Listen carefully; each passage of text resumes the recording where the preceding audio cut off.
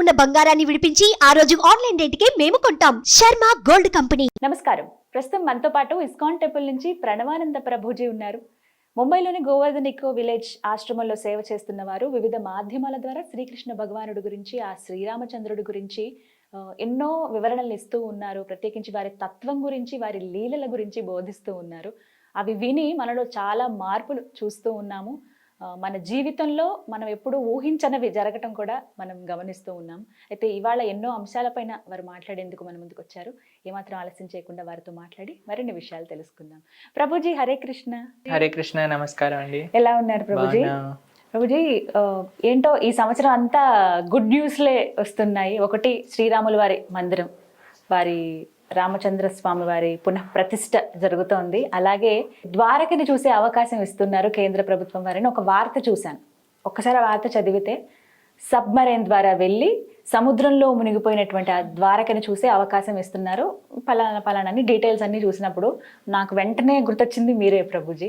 ఒకసారి అడగాలి, ఎలా అనిపిస్తుంది ఏమిటి అనేది. అంటే మీ ద్వారా నేను కృష్ణుడి గురించి చాలా తెలుసుకున్నాను, మీ వీడియోస్ ద్వారా కావచ్చు, మీతో మాట్లాడినప్పుడు. కానీ అలా ఇంకా ఒక్కసారి ఆ శ్రీకృష్ణ భగవానుడు నడయాడిన ఆ ప్రాంతాన్ని చూసే అదృష్టం దక్కుతుందంటే ఏమో ఈ జన్మలో నాకు ఉంటుందో లేదో తెలియదు, కానీ ఆ వార్త విన్నప్పుడు మాత్రం చాలా సంతోషం అనిపించింది. మరి మీకేమనిపించింది ద్వారకని చూసే అవకాశం? మాకు కూడా యాక్చువల్గా 2-3 days ముందు కొంతమంది వీడియో పంపించారనమాట, ఇలా ద్వారక చూపిస్తున్నారు అనే విషయం గురించి. అయితే చాలా సంతోషం అండి. ఎవరైతే కృష్ణుడి గురించి, రాముడి గురించి అడుగుతారో వాళ్ళని తీసుకెళ్లాల్సిన ప్రదేశం అనమాట. రాముడి గురించి అడిగిన వాళ్ళందరినీ రామసేతువు తీసుకెళ్ళాలి, కృష్ణుడి గురించి అడిగిన వాళ్ళందరినీ ద్వారకకి తీసుకెళ్ళాలి. కాబట్టి ఏదో అన్ని కల్పన అనే వాళ్ళ యొక్క బ్రెయిన్ ఉందా లేదా అనేది పెద్ద కల్పన అన్నమాట. వాళ్ళు బ్రెయిన్ ఉంది మాకు అని అనుకునేది వాళ్ళు అనుకుంటున్న కల్పన. భగవంతుడు ఉన్నాడు అన్న వాళ్ళకి ప్రతి చోట భగవంతుడు కనిపిస్తాడు. భగవంతుడు లేడు అనే వాళ్ళకి తెలుసా అండి, మూర్ఖులు ఉంటారు కదా, వాళ్ళకి ద్వారకలో మీరు సబ్మరీన్ లో కూర్చోబెట్టి కృష్ణుడు చూపించిన ద్వారక చూపించిన వాళ్ళు నమ్మరు. ఎందుకంటే అది మనసుకి సంబంధించిన విషయం. ఫెయిత్, శ్రద్ధ అనేది ఎటువంటిదో తెలుసా అండి, ఇన్వెస్ట్మెంట్ లాంటిది. మీరు ఎంత ఇన్వెస్ట్ చేస్తే అంత రిటర్న్స్ వస్తుంది. మీరు ఏ ఇన్వెస్ట్మెంట్ చేయకుండా నాకు రిటర్న్ కావాలంటే ఎలా వస్తుందండి? కాబట్టి first you invest faith and then you will get Krishna's mercy. First మనం శ్రద్ధ పెట్టి, అతో శ్రద్ధ, ఫస్ట్ శ్రద్ధ మనం పెడితే అప్పుడు భగవంతుడు ఉన్నాడు అనే స్పృహ ఆయన కలిగిస్తాడు, ఆయన కృప ద్వారా, ఆయన భక్తుల ద్వారా. కానీ మనం అనుకోవచ్చు, ఓ ఈ ద్వారకను చూపిస్తాము, ఇటువంటి వాళ్ళందరినీ, నాస్తికులందరినీ మార్చేయచ్చు అని. అంటే అది చాలా కష్టం అండి. ఎందుకంటే భగవంతుడు అందరికీ దొరికే తత్వం కాదు. ఆయన చేసిన లీలలు కూడా విశేషమైన లీలలు. ఎవరు ఆయనను తెలుసుకోవాలి అని ఎటువంటి వారు ప్రయత్నించినా సరే. మొన్న మా న్యూ ఇయర్ రోజు 31st న్యూ ఇయర్స్ ఈవ్ రోజున మా ఆశ్రమంలో ఒక డ్రామా చేశారనమాట. ఆ డ్రామా అందరూ డివోటీస్ ఫ్రమ్ రష్యా చేశారనమాట. అందులో ఒక దొంగవాడు ఉంటాడు, దొంగతనం చేసేవాడు. అయితే వాడు దొంగతనం చేస్తూ ఒక సాధువు దగ్గరికి వస్తాడనమాట దొంగతనం చేయడానికి.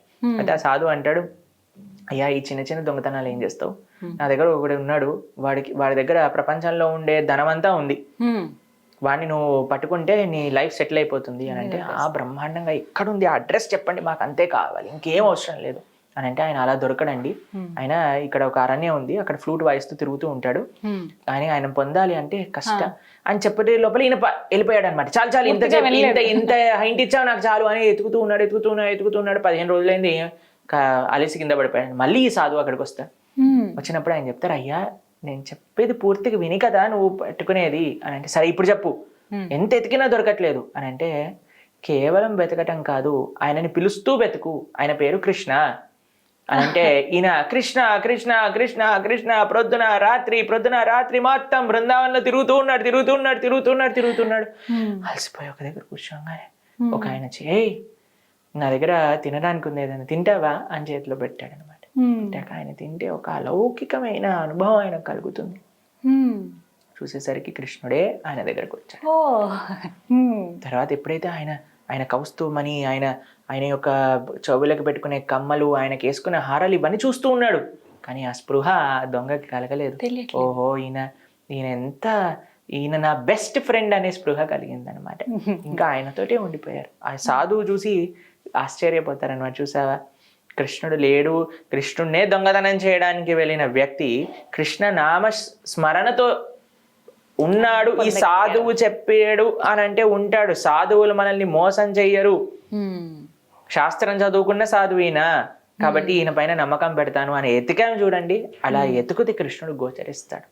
సమయం పట్టినా కొద్దిగా పడుతుంది. ఎందుకంటే మనం అదే చెప్పాను కదండి, ఎంత ఇన్వెస్ట్ చేస్తే అంత రిటర్న్ వస్తుంది. ఎంత శ్రద్ధతో ఎంత భక్తితో మనం చేస్తే. కానీ మనం భగవంతుడితో ఏంటండి, కేవలం బిజినెస్ మాత్రమే చేయాలి. భగవంతుని ఏటీఎం మషిన్ లా వాడుకుంటున్నా, ఒక పని వాళ్ళ. ఏయ్ నువ్వు ఇది చేయి, నువ్వు చేయచ్చా, వెళ్ళిపో. మనం పని వాళ్ళు ఏదైనా తప్పు చేస్తే ఎలా తీసేస్తామండి, అలా భగవంతుని కూడా ఓయ్ నువ్వు పని చేయట్లేదులే, నువ్వు వెళ్ళిపో. అలా అని కొంతమంది ఏం చేస్తున్నారు, ఈ దేవుడు కాదు, ఈ మతం కాదు, నెక్స్ట్ మతానికే మారిపోతున్నారు అన్నమాట. కాబట్టి మన వాళ్ళకి ఏముందండి, ఎవడు నా పని చేస్తే వాడిని నేను పూజిస్తాను. ఇది అన్నిటికంటే దురదృష్టం, అన్నిటికంటే నీచమైన భావన నిజంగా చెప్పాలంటే. ఇంకొక స్ట్రాంగ్ గా చెప్తున్నా, ఎందుకంటే కొంతమందికి అర్థం అవ్వాలి అని చెప్తాను. కాబట్టి మన తల్లిదండ్రులను ఎలా అయితే మనం మార్చుకోమో, తల్లిదండ్రులు నీకు వాళ్ళు చేసేది మంచి కాదేమో అని అనిపించవచ్చు, ఎందుకంటే నీకు పరిపక్వత లేదు. కానీ తల్లిదండ్రులు ఎప్పుడు పిల్లలకి మంచే చేస్తారు. కాబట్టి భగవంతుడు ఎప్పుడు మనకి మంచే చేస్తారు. నీకు తెలియకపోతే అది నీ దురదృష్టం అంతే. కాబట్టి కృష్ణుడు మీరు ద్వారక వరకు బృందావనంలో కృష్ణుడు వెళ్ళిన ప్రతి ప్రదేశం ఇప్పటికీ ఉంది. దామోదర్ లీల జరిగిన ప్రదేశం, కృష్ణుడు గోవర్ధనాన్ని ఎత్తిన ప్రదేశం, కాళీయుడి పైన ఆయన దుంకిన ఆ చెట్టు ఇంకా మనకి ఇప్పుడు దర్శనమిస్తుంది. కాళీయ ఘాట్, చీర్ ఘాట్, వంశీ భట్. ఏది లేదు చెప్పండి కృష్ణుడికి సంబంధించి, ఏది లేదు రాముడికి సంబంధించింది. అయోధ్య లేదా, భద్రాచలం లేదా, నాసిక్ లేదా, హంపి లేదా, రామేశ్వరం లేదా, రామసేతు లేదా, శ్రీలంక లేదా, ఇన్ని ప్రమాణాలు ఉన్నా సరే మన వాళ్ళకి ఇంకా ఎక్కడ ఉన్నాడు దేవుడు ఉన్నాడా లేదా అనే వాడికి ఆ ప్రశ్న వచ్చిన వాడికి దొరకడు. కానీ ఇంకా చూడాలి ద్వారక అనుకున్న వాళ్ళకి ఒక మంచి అవకాశం దర్శనం. భగవంతుడి యొక్క ఆ ప్రదేశాలన్నీ కూడా మనం దర్శించటం అనేది చాలా ముఖ్యం అన్నమాట. ఇప్పటికీ చాలా కుతూహలంగా ఉంటుంది. ఎక్కడో వీడియోస్ ఆర్కియాలజీ డిపార్ట్మెంట్ వీళ్ళు వెలికి తీసిన. మీకు విషయం తెలుసా, ఎవరైతే ఆ రీసెర్చ్ చేశారో, మొత్తం ఫస్ట్ టైం ద్వారకని ఎక్స్కవేట్ చేశారో వాళ్ళ డాటర్, నేను స్వయంగా మాట్లాడాను, మా ఆశ్రమానికి వచ్చారు. అయితే వాళ్ళు చెప్పారు ఎలా వాళ్ళ నాన్నగారికి ఆ స్పృహ ఎలాగైనా సరే, ఆయన శాస్త్రం పైన ఎంత నమ్మకం అంటే, శాస్త్రం చెప్పింది అంటే ఉంటుంది అని ఆయన అందరినీ కన్విన్స్ చేసి లైఫ్ రిస్క్ చేసి ఎక్స్కవేట్ చేశారు. వాళ్ళ డాటర్ మా ఆశ్రమానికి వచ్చారు, 3 రోజులు ఉన్నారు.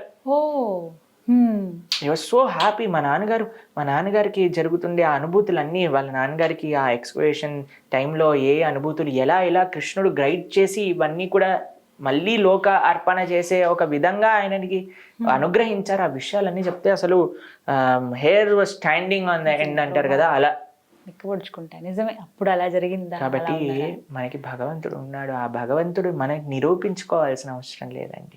భక్తుడు కేవలం భగవంతుడు ఇలా నిరూపిస్తేనే నేను నమ్ముతా అని భక్తుడు అనుకోరు. కానీ ఆ భగవంతుడు లీలలు చేసిన ప్రదేశాలన్నీ కూడా భక్తులకి ఎంతో క్లోజ్ ప్లేసెస్ అన్నమాట.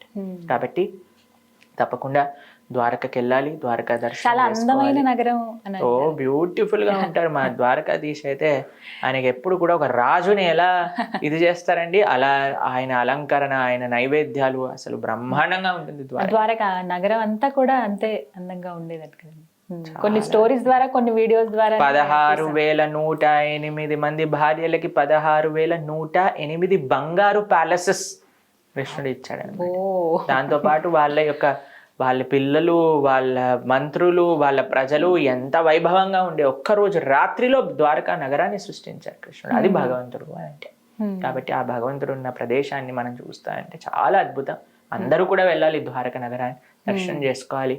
ద్వారకాధీశ్ అలానే ఈ సముద్రంలో సబ్మరీన్ లో వెళ్ళి దర్శనం చేసుకొని రండి, బ్రహ్మాండంగా. అవకాశం ఉన్న వాళ్ళు హ్యాపీగా వెళ్ళొస్తారు. ఈ రకంగానైనా ఇంకొంత బాగా తెలుస్తుంది. అంటే కేవలం కొన్ని పిక్చర్స్ మాత్రమే తెలిసాయండి ఇప్పటిదాకా. ఉన్నాయంటే ఉన్నాయి అని చెప్పి పూర్తిగా తెలుసుకునే అవకాశం అయితే ఇప్పుడు దొరుకుతుందంట. చాలా చక్కగా వివరించారు ప్రభుజీ. నమస్కారం అండి. హరే కృష్ణ.